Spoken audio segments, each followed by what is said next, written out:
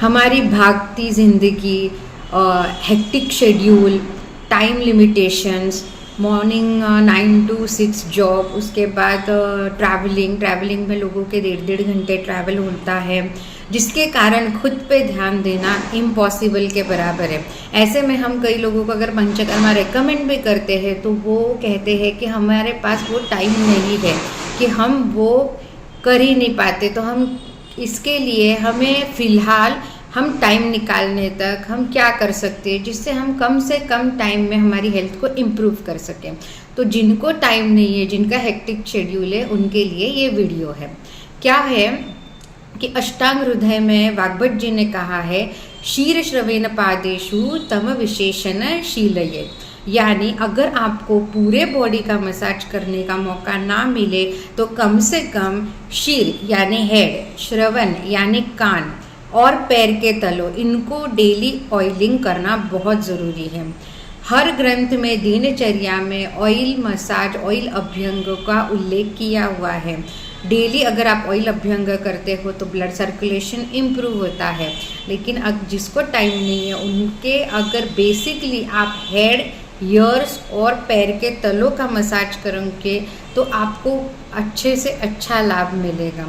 अगर आपका नींद प्रॉपर नहीं हो रहा है या हेक्टिक शेड्यूल है, आप ट्रेन से ट्रैवल कर रहे हो, बस से ट्रैवल कर रहे हो, 1.5 घंटा खड़े रहकर आप ट्रैवलिंग करते हो, या फिर टीचर का जॉब है जैसे कि खड़े रह के पढ़ाना, कोई कॉन्फ्रेंस में खड़े लेकर लेक्चर देना पड़ता है, या कहीं फील्ड वर्क होती है, हम कहीं सर्वे के लिए जाते हैं तो फील्ड वर्क में लाखों घंटे तक हमें खड़े रहना पड़ता है।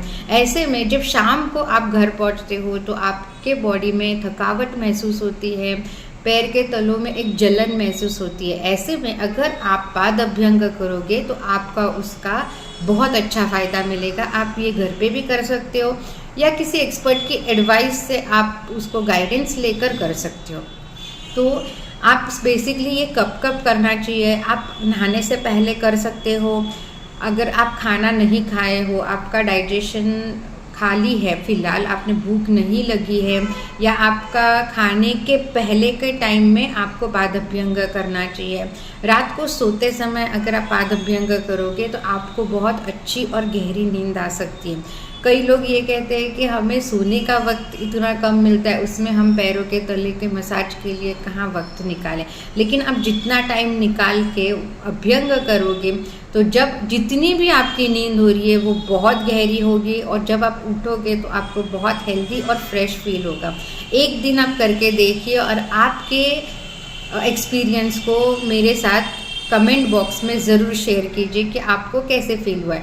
अब ये कौन से तेल से करना है या घी से करना है, तो जिनकी वात प्रकृति है या जिनके शरीर में वात बढ़ा है, जैसे कि मैंने कहा वात बढ़ता है तो स्किन ड्राई होने लगती है, क्रैक होने लगती है स्किन में। तो जिनके क्रैक हिल्स है, स्किन ड्राई हो रही है, तो ऐसे लोगों ने तेल से मालिश करना चाहिए। जिनको पेन है, दर्द है, उन्होंने तिल का तेल यूज़ कर सकते हैं, महानारायण तेल यूज़ कर सकते हैं, बला तेल यूज़ कर सकते हैं। जिनको सियाटिका का प्रॉब्लम है यानी गुरुद्रसी का प्रॉब्लम है, चरक संहिता में वर्णन किया हुआ है पाद अभ्यंग गुरुद्रसी यानी सियाटिका को श्रेष्ठ माना गया है।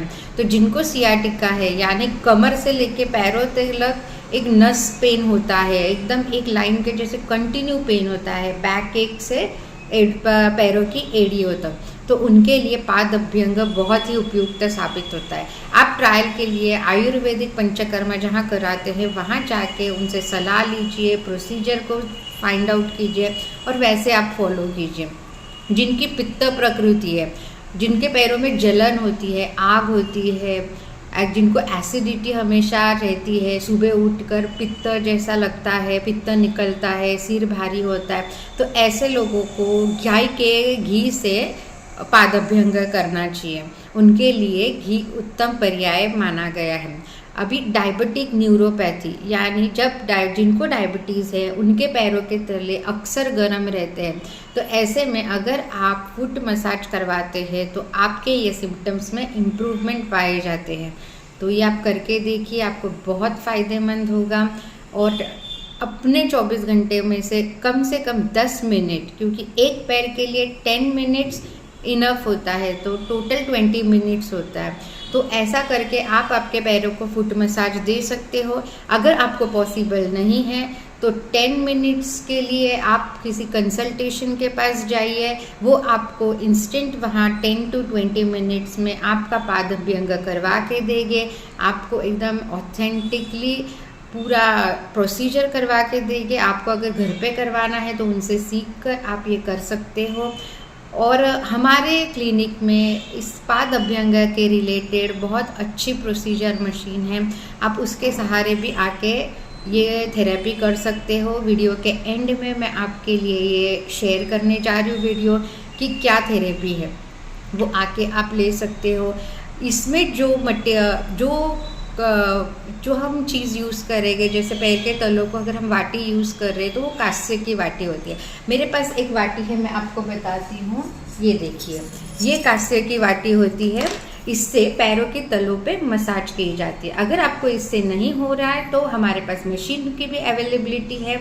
आपके पास अगर 20 मिनट्स नहीं है, 10 मिनट्स है, तो 10 मिनट्स के मशीन थ्रू हम प्रोसीजर करवाते हैं, या आपको मैनुअल कराना है तो इस कांस्य के वाटी से हम प्रोसेस करवाते हैं।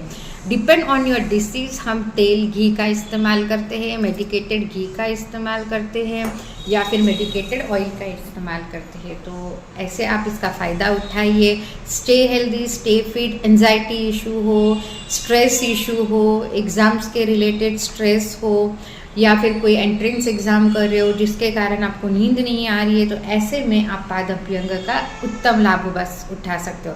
फीमेल्स के लिए स्किन बहुत अच्छी होती है, डार्क सर्कल्स कम होते हैं, hair fall related problem solve होता है, क्योंकि ये 3 रीज़न बहुत महत्वपूर्ण है। कोई भी डिसीज़ के लिए पाद अभ्यंग बहुत उपयुक्त साबित होता है, क्योंकि ये पूरे बॉडी में ब्लड सर्कुलेशन का काम बहुत अच्छे से करता है। जैसे एक पेड़ की जड़ें होती है, वैसे ही हमारी पैरों के तले होती है।